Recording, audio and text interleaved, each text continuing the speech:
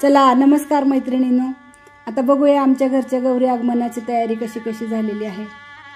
गौरीचं सगळं आवरून झालेलं आहे। घराची सगळी साफसफाई स्वच्छता झालेली आहे। अंगण झाडून सडा टाकला। आता रांगोळी काढून घेते आहे। रांगोळीमध्ये छानसे रंग भरलेले आहेत आणि रांगोळी काढून झाल्यानंतर आता आपलंही आवरायला पाहिजेच की हो। मग मी पण छान आवरून तयार झाले आणि गौरींचं आगमन घरामध्ये केलं। माप ओलांडून गौराई माझ्या घरात आली। गौर आली गौर कशाच्या पावलाने, सोन्या रुपयाच्या पावलाने। आणि अशा प्रकारे ही गौर माझ्या घरामध्ये सर्वत्र फिरून दूध दुप्त धन धान्य सर्व काही पाहून आली आणि देवघरामध्ये तिला स्थानापन्न केलं। औक्षण करून तिला दूध पाणी नैवेद्य लाडू करंजी खायला दिली। आणि हे बघा मैत्रिणींनो, सुंदर अशी छान छोटीशी आरास केली। गौराईंनाही छानशा साड्या नेसून मखरामध्ये स्थानापन्न केल्या। आमच्याकडे संध्याकाळी शिऱ्याचा नैवेद्य असतो बरं का। नैवेद्य आरती केली, संध्याकाळी पंचोपचार पूजा केली आणि प्रसन्न वातावरणामध्ये संध्याकाळ गेली। सोन्याच्या पाऊलाने माय लक्ष्मी आली, ओवाळीते कापुराने भक्ता प्रसन्न झाली।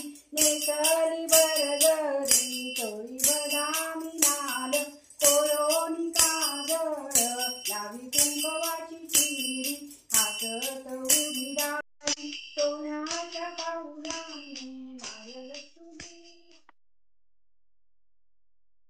दुसऱ्या दिवशी सकाळी लवकर उठले, स्नान झाल्यानंतर पहिल्यांदा चहा केला। गौराईलाही चहा दिला, मीही चहा घेतला आणि स्वयंपाकाला लागले। छान असा पुरणपोळीचा स्वयंपाक केला। 16 भाज्या, चटणी, कोशिंबिरी, महानैवेद्य सगळा केला। न विसरता काहीही आठवणीनं नैवेद्याची पानं तयार केली। गौरीची छान पूजा केली। हार, फुलं, पत्री, वस्त्रमाळा, आगाडा, दुर्वा वाहून षोडशोपचार पूजा करून महानैवेद्य दाखवून दुपारची आरती केली। आरती झाल्यानंतर सुवासना जेवायला आली। माझी मैत्रीण सवाष्ण म्हणून आली होती आणि त्यानंतर घरातील सर्व मंडळींनी सुग्रास जेवणाचा आनंद घेतला। दुपारनंतर तयार होऊन हळदी कुंकाला जाऊन आले। आमच्या घरीही सुवासिनींची हळदी कुंकाला येण्याची लगबग सुरू झाली।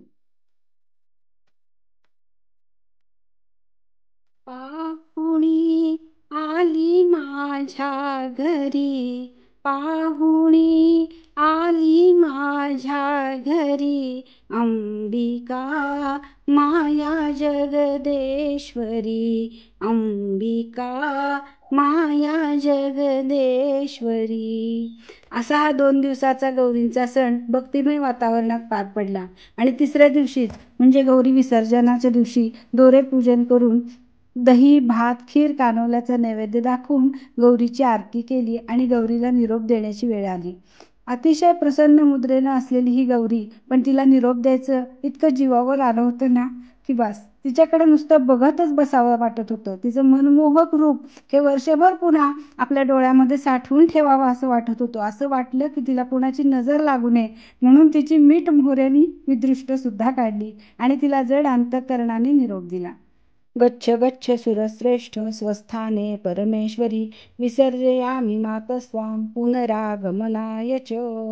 अशा प्रकारे ज्येष्ठा गौरी आगमन पूजन आणि विसर्जनाचा सोहळा आमच्या घरी छान आनंदात पार पडला। तुमच्या घरी कसा झाला आणि आमच्या घरचा तुम्हाला आवडला का, हे कमेंटमध्ये नक्की मला जरूर कळवा। धन्यवाद।